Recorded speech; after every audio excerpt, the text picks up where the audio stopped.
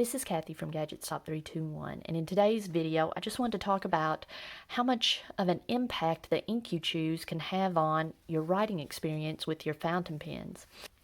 The first ink I chose to test in my new Kaweco AL Sport was Colorverse Dark Energy, and I didn't choose it because it's a beautiful ink.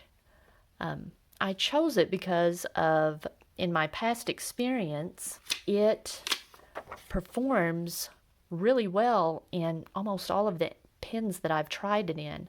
And since this was a new pen, I wanted to start out with a good experience, and I wanted to know if the pen did not perform well, that it was the pen's fault and not the ink's fault. So I tried the pen using Colorverse Dark Energy. I just did dip tests, dipped it in ink and tried writing on several different types of paper. I tried different length of writing tests. I scribbled to see if the ink flow would change with the length of the writing sample. I did longer writing samples. Again, this was just a dip test, and it did great. So when it came time to actually ink up the pen and put some ink in the converter, I chose an ink for the color and not for the performance. I'd been wedding dress and bridesmaid dress shopping with my daughter, and the color of bridesmaid dresses that she chose, when I first saw it, the first thing I thought was, I have an ink that is similar to that color that I can use to journal about this, Sailor Shikiori Yozakura. But I knew from past experience that it was not a very, very pleasant ink to write with, at least in the type of pens and nibs that I use. It feels unpleasant and dry. But again, I really wanted to use that color, and the little tiny converter that I have to use in this pen just holds a tiny amount of ink. I mean, it holds less than a cartridge. So I thought, well, I won't be writing with it for very long. I'll go ahead and use this ink. And I'm glad I didn't ink up a cartridge with it. I'm glad I used the little converter, and I'll explain why in just a minute. When I started journaling with this pen, it felt dry, and I expected that, but as I wrote, it gradually just ran dry. And I didn't expect that because this nib, the gold nib, was a bit wetter than the stainless steel nib, and I've got the gold nib in here. I put it in there because this was a dry feeling ink. So I just tapped the nib on the notebook, and I was able to write again. After about a sentence or two, it did the same thing. And so the entire journaling experience, every sentence or two, I have to tap it on the paper and continue writing. Well, when I got done journaling, I was just curious how fast I was going through this ink, and I checked the converter, and I noticed that the ink doesn't flow back and forth when I tilt it. And I thought that's odd because this is a watery ink.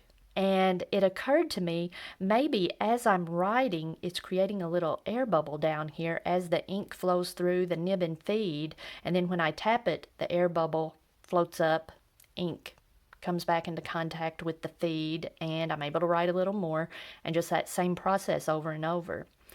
So instead of tapping my new 14 karat gold nib on the paper, I'm not crazy about that.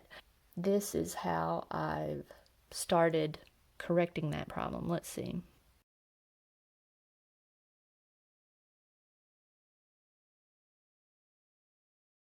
Let me see if I can write it dry real quick. I can feel it getting drier. There, it's starting to go dry. Maybe. Okay, there we go. So once it goes dry, I mean, this isn't ideal either. I just prime the converter. Now this isn't one of those screw piston converters. It's not threaded, so you've got to be careful. It's kind of like a syringe.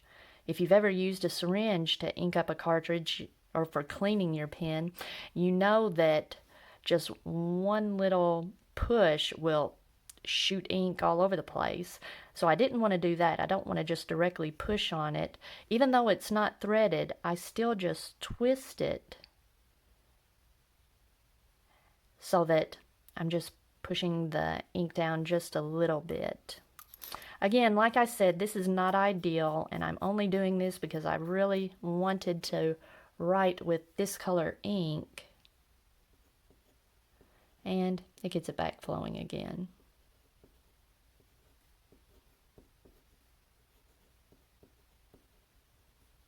But now I know that whenever I'm using a dry type ink like this that has a lot of, I guess it has a lot of surface tension and is, yeah, I think so, because it is real watery.